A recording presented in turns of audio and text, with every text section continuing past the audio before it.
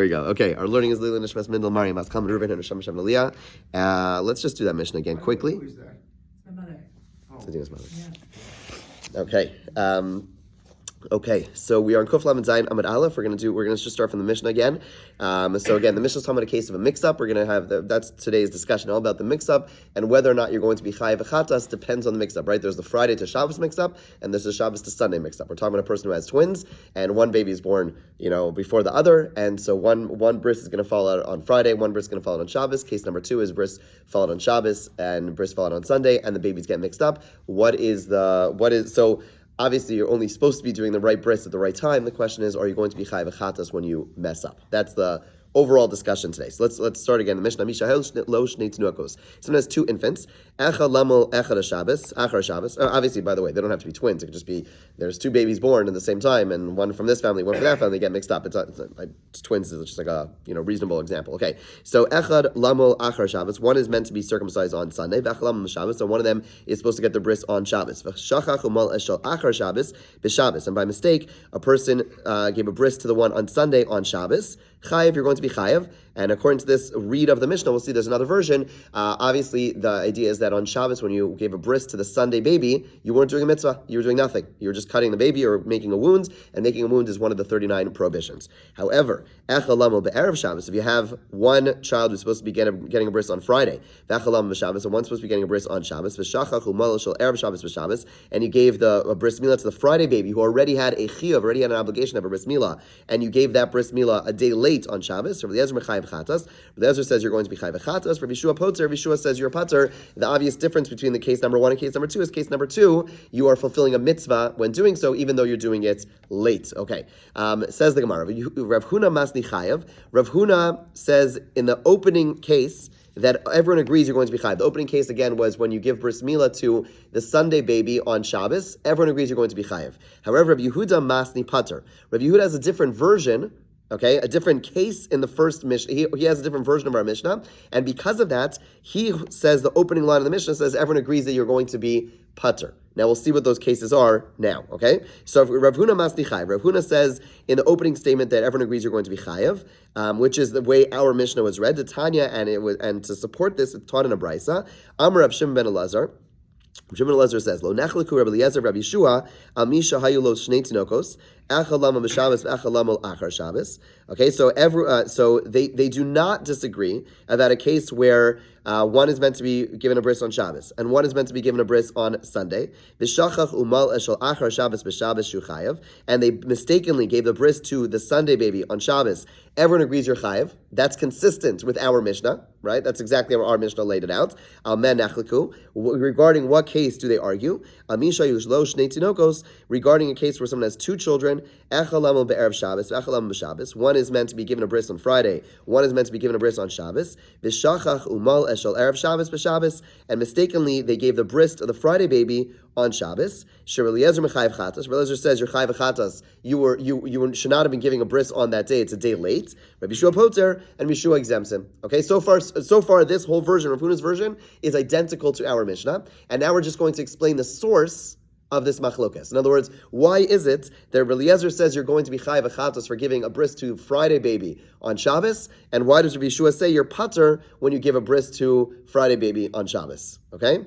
So with me, this is exactly like our Mishnah. So the Rav Huna explains the basis of machlokas. Ushneim lo lamdu el me'avodas kachavim. They both learn their opinion from the chatas of avodah zarah. Avodah zarah is seen oftentimes as a prototype of the korban chatas. When we learn about korban chatas, it explains things. It elaborates on the korban chatas when a person violates a law, when a person violates a prohibition, it elaborates in by avodah zarah, and so we learn a lot from avodah zarah. So they both learn their opinion based on they both glean it from avodah zarah. The point is they come to a different conclusion. Rabbi Eliezer, who said you are going to be chayav achatas for giving a bris milah to Friday baby on Shabbos, right? Why? He says it's just like avodah zarah. Ma avodas kachavim amar Rachmana lo savid. The Torah says by avodah zarah you cannot do it. V'chi avid mechayev, and when one serves avodah zarah, even if it's done mistakenly, you are going to be chayav achatas, right? The Torah says don't do it, which implies, which is interpreted to mean that if you did it, even if you didn't intentionally do it, you are going to be chayav achatas. Hachinami lo shna. Here too, you didn't do a deliberate act. You made a chabura, you made a wound on Shabbos, not your intention. You're going to be chayav. Okay, that's pretty straightforward. Rabbi Yeshua says no. There's a difference. Although avodah zarah is typically seen as the source for bringing a korban chatas, hasam delav mitzvah. There, in the case of avodah zarah, it's not a mitzvah. Even, yes, you made a mistake, but you weren't trying to do a mitzvah, or you didn't do a mitzvah in the process. You served avodah zarah. Granted, you didn't think it was usher, you thought it was permitted, whatever it was. You thought this was, whatever, I don't know, one of these, like, what's the, I don't know, popular, what's the thing called? Chai chi? I don't know, whatever it is. One of these, like, hikey. One of these like things everyone's doing, and I don't know, whatever. One of these like Middle Eastern type of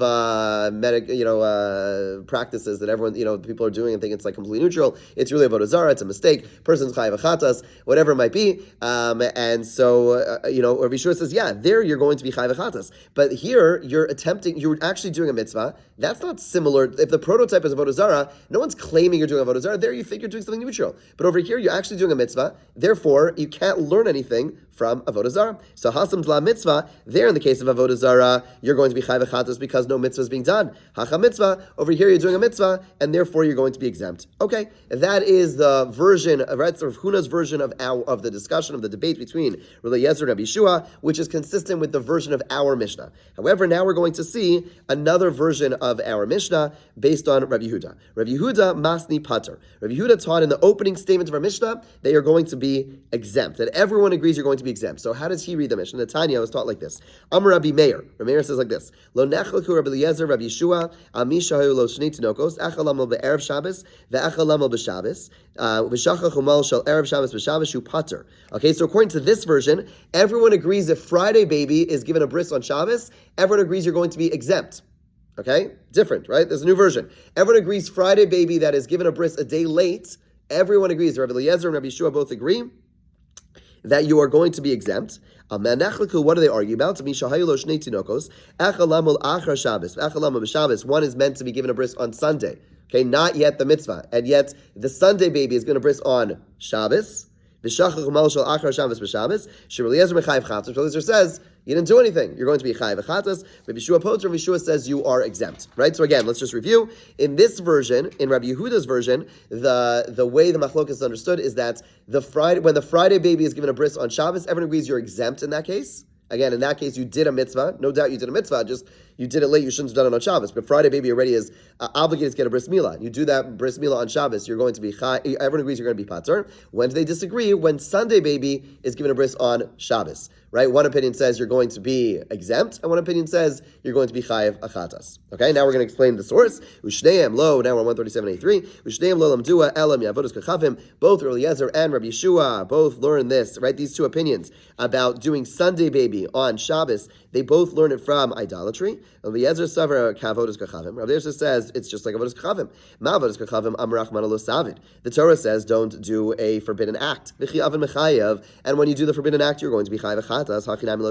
Here too, it doesn't make a difference. Rabbi Yeshua, Hasam, and here he adds words, Lo tarin mitzvah, hacha tarin mitzvah. Rabbi Yeshua says, yes, when does the Torah say you are going to be chayav achatas when you do something by mistake? That's only when you're doing a neutral act. Over here, granted the act itself doesn't have intrinsic value, but you're attempting to do a mitzvah. Meaning, when you circumcise Sunday baby on Shabbos, granted you don't fulfill a mitzvah, but you're focused on a mitzvah, right? Your tarid, your intention is to do a mitzvah. And therefore he says it's not similar to the prototype, to the model of karban chatas, i.e. avodah zarah, because there, you're not attempting to do a mitzvah. You're just, you're just doing something. But over here, when it comes to doing a bris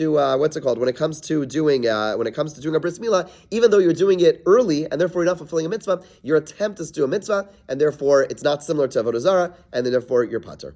Good? Those are the two versions. Okay.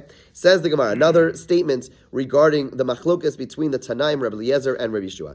Tani Rav Chia. Rav Chia taught the following brisa. Omer Hayar Amer. Lo nechlu Rabbi Eliezer, Rabbi Yeshua, al misha lo shnei tinokos. Echalamel be'erev Shabbos. Ve'echalamel b'Shabbos.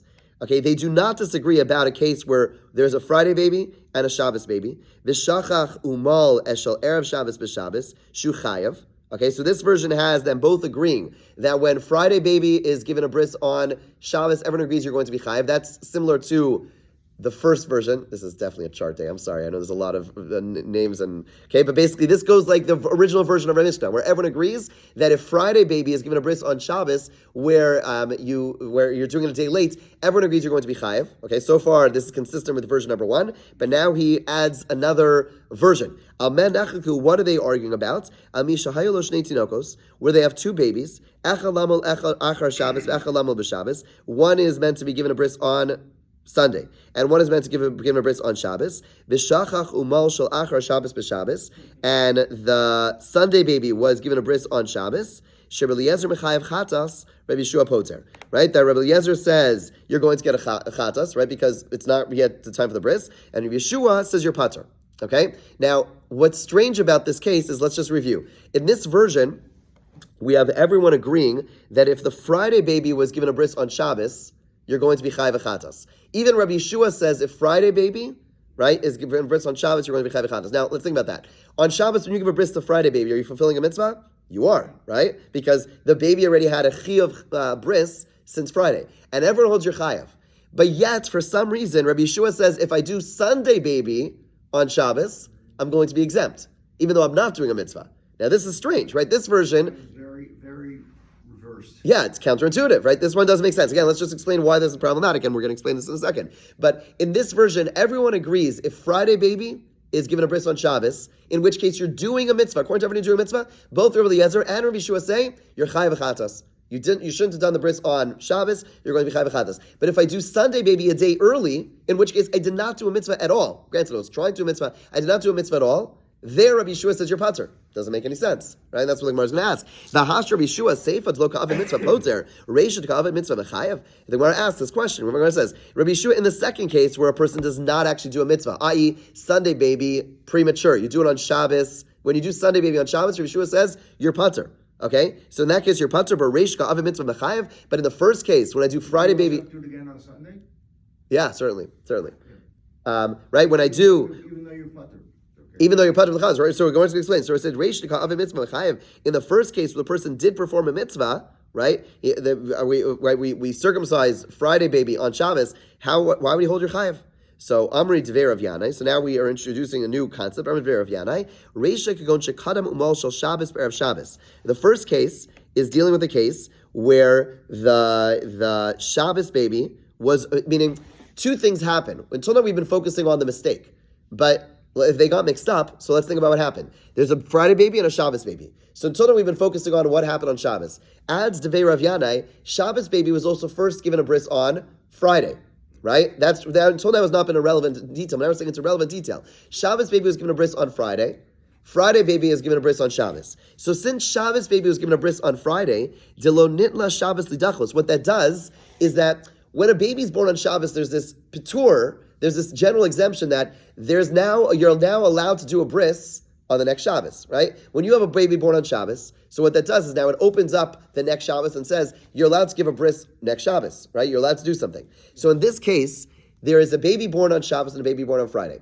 So what happens next week is you go ahead and the Shabbos baby, you end up giving a bris on Friday.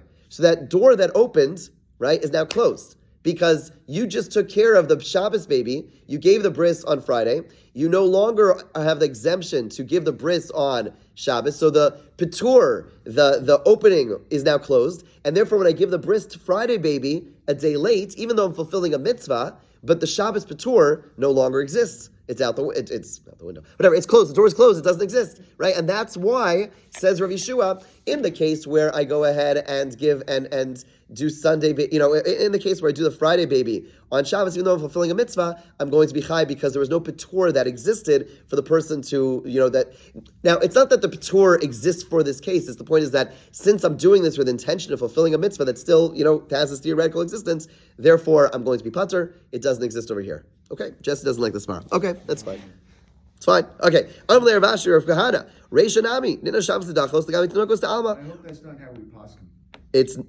Well, again, none of this is so relevant. This whole discussion is a little bit not so relevant to us because, again, we're talking about korban chatas. We're not talking about allowance, right? Bottom line is, first of all, who mixes up babies nowadays, right? It's like that's a movie, right? I mean, it's not a thing. But second of all, but the point is that right, the circumstances for this whole example to fall out is just so crazy, right? We're talking about baby born before Shkia, one baby born after Tzeis, right? And then the baby's been mixed up.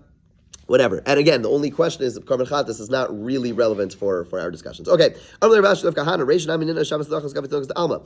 Ashi pushes back. He says, granted, regarding this particular scenario, the door for Patur is closed. But in general, we have a Patur that exists for giving a bris for Shabbos babies on Shabbos. So who cares, right? So why is it relevant to this baby that's in this circumstance? Okay, the Gemara pushes back. To this person, regarding this particular case, the door has been closed, and therefore, when the person goes ahead and does a bris milah, there is no patur that exists, and therefore the person is going to be fully chayav. Okay, that's the end of this discussion. Now we're going to come back to a discussion that is relevant, more relevant in modern times, in our days.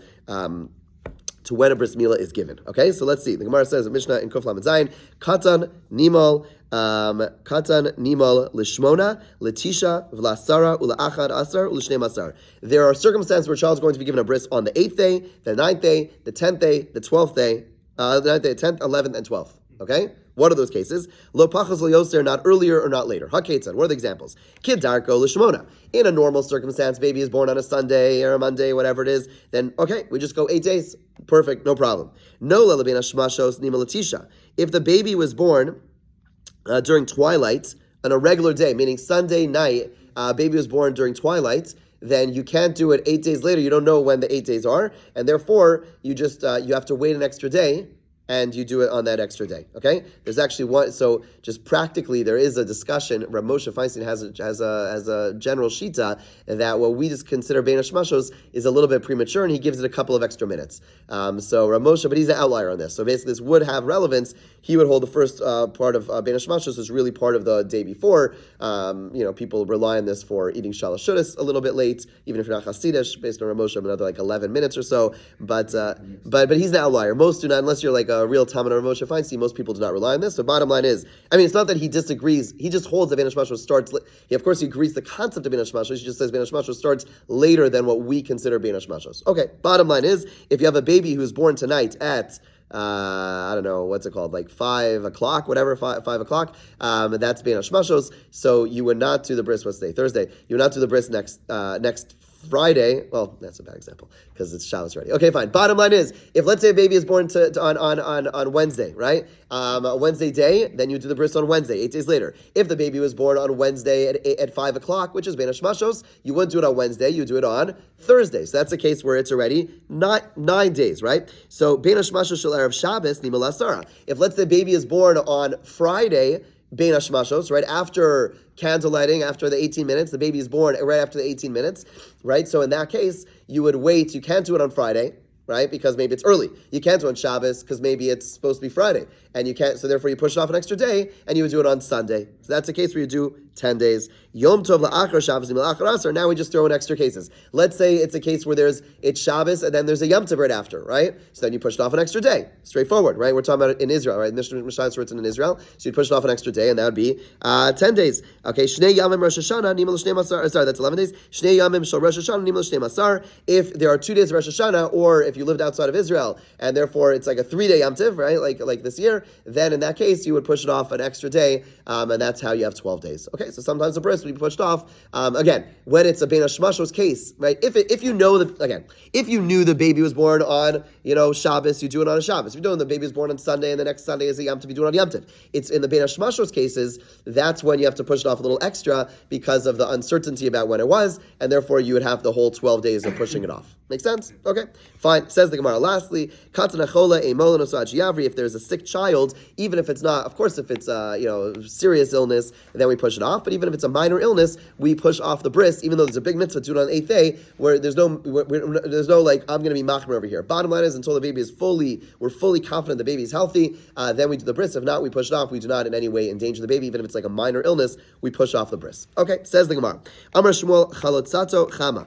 Let's say a child has fever and the fever is no longer there. Nosdin local shiva lavroso. We give the child an additional 7 days before circumcising him. Okay, the post can point out this is This specifically when the child has fever, when the child is like yellow, that's not a case where that's not the same level of illness, and therefore we just wait till the child is no longer yellow, and we'll just do the bris right after. But in a case where there's fever, we should push off an extra 7 days. Some discuss if this is actually, that this is mandated, like you must wait 7 days, or this is good advice that it's like, it's just medical advice that you should wait 7 days. But if a doctor comes along and says it's okay, then you could do it earlier, right? Is it that there's actually a chiyuv, like once the baby's healthy, now the bris milah time frame kicks in, and we do a whole 7 days, you know what I mean? Like just like 8 days of the bris, we add an extra 7 days and say until that 7 days pass, then now you have the chiyuv bris, or is it just like good medical advice, and that's when we do the bris? Okay, so that's a matter of debate. Fine. The Gemara asked me, do we need 24-hour periods? Do we say that once the baby's healthy, now we count 24-hour periods, or like